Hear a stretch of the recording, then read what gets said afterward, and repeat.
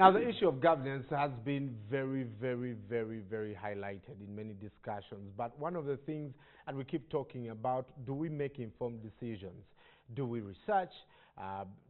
Do we think about some of these things when we see figures and findings? Many of you have been telling us, you know, attach some figures to some of these things.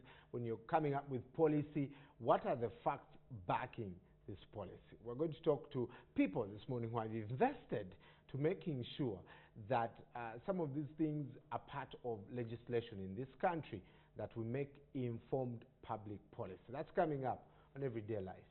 Everyday Life is brought to you by Star Times.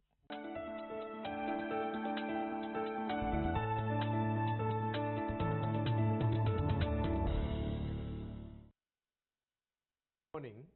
Joining me this morning is Christian Ain Achema. Is that the right pronunciation? Achema.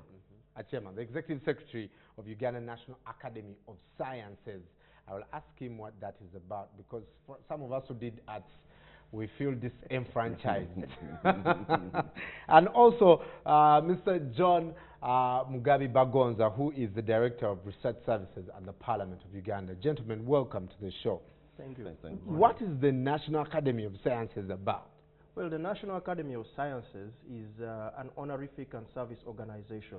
Honorific in the sense that we get the best of the best scientists and say, well, you've achieved something, you have international stature and national stature, come and do some service for your country, pro bono. And it's not just... Pro bono? Pro bono. And it's not just sciences as you hear. It's not just physics, chemistry, biology. It is also the social sciences, and for those of you who did the arts, it's also welcome news, because we have people who have done arts and excelled at them who are fellows of the academy. So it's sciences plural, because it's any endeavor that employs the scientific method. It's all about evidence. So if you are a painter, you can also be a fellow of the academy as long as you meet the criteria to become a fellow. To become a fellow. Exactly. Okay. You have to be eminent. Okay. Like a council of the wise or something like that. The Supreme Court of Science. John, where does now the DRS, you know, come into this with the National Academy? Yeah, this is how we come in. We do support Parliament by providing research services, analysis, and giving technical guidance. Like he has explained, he has got prominent people who have got the evidence. So for us, we are partnering with people who have got the knowledge and who have got experience in producing evidence. So we want to tap into their knowledge, and we also want to get that information so that we could support the policy making process, this time legislation. Yes. What makes it hard? You know, you have all these tools that can enable, you know, research, and but sometimes we even sit here and we kind of say things to each other and we challenge each other, like, you don't have enough evidence to back that up. You listen to some of our legislators, even everything that we do at our workplaces, we kind of seem to have lost what you people are talking about. The urge to go out, research, get evidence to back up our claims, or even guiding us for policy formulation. Where is the... Yeah, well, the gap has been that the scientists have got the information, but they don't pass it on to the policymakers. And the policymakers are the ones who are supposed to use the information the scientists have got. So in Parliament, we've got a department of research services, but that department cannot produce all the evidence. And when we are talking of evidence, we are meaning that any information you use to make decisions and get results which are concrete, manageable, and effective. So that information is with the scientists who are producing it, but has not been reaching the legislators. So we are bridging the gap. And the way we are bridging the gap is that we shall have a research week. In the research week, we shall showcase what research products are available within the country. We are going to invite research institutions. They display what they produce. They interact with members of Parliament. Then also the Department of Research Services will sit down and say, tell the members, yes, we are here within Parliament, but this is what you can get from us. So we are trying to solve that problem of members not getting enough evidence. I think it also goes a lot beyond that research week, and that's why the Academy exists, really, primarily to bridge that gap between science and policy. Yes, the scientists have the information, but there is a way in which information has to be packaged for a policymaker, so that it's not dumbed down. Actually, the facts are there, but in an accessible form. So we can talk about DDT in 20 pages. Recently, the tobacco legislation was passed. That a lot was based on a report we did with other science academies. That was in 60 pages, but you can imagine the scientific advice around, the evidence around tobacco control is millions of pages. And we're able to look at this issue from multiple perspectives, and the uptake was good because it was not just advocates for tobacco control talking. It was not just doctors talking. The sociologists were involved, some legislators were involved, so it gave a more holistic picture of this issue. And let me just mention a few things about this thing called evidence. Many people don't know what good evidence looks like. They just think as long as it's on the internet, on Wikipedia, it is accurate. Or as long as someone has said it, it's therefore true. But as an academy, and even in our partnership with Department of Research Services, we are pushing in on this issue and say, what actually is quality evidence? And why is it so difficult to get that quality evidence? For example, if I'm Googling the first two search engines that come up, you may think you're done.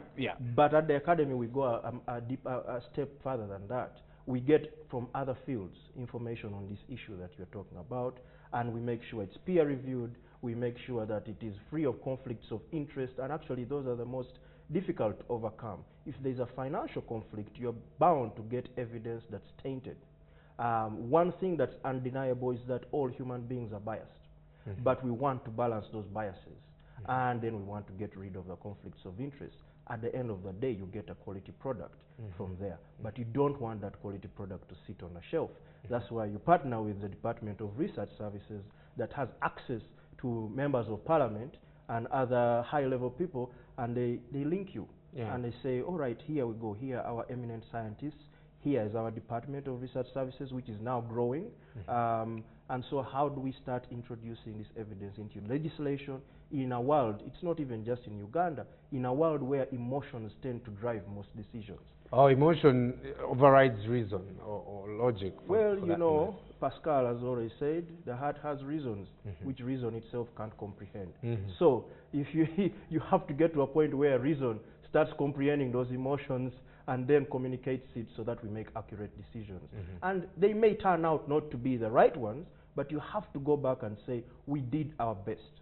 We did our best to get the most authoritative evidence of the day. But if it doesn't work, we can go back and change it. But most times, it should work following our rigorous processes. And maybe when you look at the types of evidence, when we tap in the academy, we are getting practice-based kind of evidence. You are getting evidence from experts. Because evidence is classified in from 4 angles. You have this data which is you are going to process and put it in a way you want to use it. You have evidence from research which is already produced, but you have experts like professors. They have knowledge. You just ask him an issue, he will tell you this is the thing. Then some evidence is got from citizens. So we are lucky when we tap in the academy. We are sure we are getting expert kind of knowledge or evidence. He gave an example, for example, the tobacco control bill. Do you, as the research services, do you have successes that you have registered? And you said, when it came to this particular bill, before being tabled, you know, we engaged people and this was done, apart from tobacco control or even DDT. Normally what happens when an issue, let me use the current issue of public interest, which is bailout. Now, the National Economic Committee has already requested research on national economy to put up a write-up for the member, to guide the members. What is this bailout? What is the problem anyway? what are the options for solving this problem? How did it arise? Yeah. Which effective options do we have to solving the problem? Is it a problem of the whole country at macro level, or is it just a problem of the business community? A few people. Yes. Right. Is it that because Ugandans are not, there's no adequate aggregate demand in the economy, or is it just that the private sector, they misuse the money like some people in the media put it? So we shall go through all those issues, then write out a checklist if there is to be some bailout, and say yes, I think this is the criteria you can take in case this issue comes to Parliament. So whenever an issue is being debated, discussed in Parliament, there is someone behind there who is giving in information. That's why we said we support the activities of Parliament by providing research, analysis, and technical guidance. Now, why we separate them between research and analysis? When you do research, then you've created new knowledge. But when you do analysis, you may just write a paper, or just highlight some few talking points, and you give a member of Parliament. Sometimes we have some experienced researchers. A member just bumps into you and says, I'm going to talk on this. Any issue you think which I can use when I'm debating or when I'm on TV. Sometimes before they come here, they will have talked with one of the experienced researchers. Right. Yes. Well, I've had a couple of them. You know, sometimes they don't make sense, but some of them really don't make sense. But how then do you encourage? You know, the other day, the Deputy Speaker of Parliament was saying even the quality of debate is so down, and that's attributed to, you know, members not doing the right research, and not putting in the work they're supposed to put in. So he comes to the floor and he's tasked to present this case, and he can't. And he'll tell you, I'll be back in like 2 weeks. 2 weeks are right, still nothing. Where do we move on from here? Yeah. Well, I think there is a way one can cultivate a culture that appreciates evidence. It's not going to happen overnight, because this is a difficult endeavor, and we know that the easy route is the one people take the most. And so this is partly what we are doing with Department of Research Sciences, to build appreciation for evidence, and also on the other side build the demand for it. Because when you see a piece of legislation based on evidence, it is different in flavor, different in texture, and you can back it up. When Honorable Chris Baryomunsi was championing that tobacco bill, he had his evidence on his fingertips, and you could see the quality, you know, of debate there. And you know, as opposed to some others that I won't mention here, you know, that are really emotion-driven and you know, populist and all those kinds of things. And so it takes a while to build this kind of appreciation. But we are in a fight, and we will win eventually when people understand that delayed gratification is not a bad thing. And actually being knowledgeable about something is also not a bad thing, however difficult it is. At the end of the day, the endeavor we are engaged in is taking chains off of people's minds so that they can have the freedom to make the right decisions. Oh, I like that, the freedom to make. In addition to that, when you look at this partnering, that's why we are using different approaches. Like today, there is a knowledge cafe on investment. So we've invited members of Parliament, staff from the Department of Research Services, scholars, and the general public. They are interacting, they are giving information to members of Parliament. When we talk of Research Week, we are trying to tell the members, here are the producers of evidence. You can approach them and use this evidence. We are trying to bridge the gap which has been existing, which you put forward that some members sometimes don't have the evidence.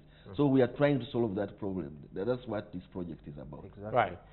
Let me cut you short. I don't know, I may have a phone call, and of course we encourage you to call us and talk about this. Good morning. Okay, someone is not on. All right. You have a science communication workshop also. Or how does that work? Well, we had the science communication workshop, and that was mainly to get the staff of the Department of Research Services, up to speed with the kind of evidence you need to write policy briefs, the kind of evidence you need to also help you with very different things, and how to communicate this evidence to the policymaker and the legislator. That was the communication workshop that was so successful. I interacted with staff of the Department of Research Services, and they were very happy. I believe, unless they were pretending. No, there were no it wasn't pretending. Yeah, we do appreciate the science communication workshop, and it's all about knowing the way you will easily give that information to a member of parliament or a policy maker. We're trying to look at all channels, because in the past we would give them maybe a report of 20 pages, 30 pages. A member doesn't have time to read a report of 20 pages. So we were looking at a product where you can have maybe 1 or 2 pages or 3, which are attractive to a member of parliament, such that if you give him that report, or you give her that report, there's no reason of saying, no, I can't read this. It's not bulky, it's attractive, it has got pictures, it can easily communicate, even visually you can see this is what I should be talking about. These are the facts. That's fantastic. We need to mention here that the premise of this work, when you describe it, diagrams, colors, all these, people might think, well, we are dumbing down the information. No, that's not the case. The premise of our work together is that we are dealing with brilliant people. The only issue is that those brilliant people do not have time. So then how do you get those brilliant people to appreciate that evidence? So that's the premise. Make it easier for me. Let me look at something and probably interpret it without going through all these pages. Exactly. And the communication is not simply written. There's communication that's verbal, but you have to have your facts on your fingertips and know how to tell the member of parliament what's going on, because you may have 30 seconds in the elevator. You have to use those 30 seconds effectively. And so you need to know your stuff. Our 30 seconds are up, gentlemen. Thank you very much. Thank you so much for coming. We'll continue this discussion as we strive for quality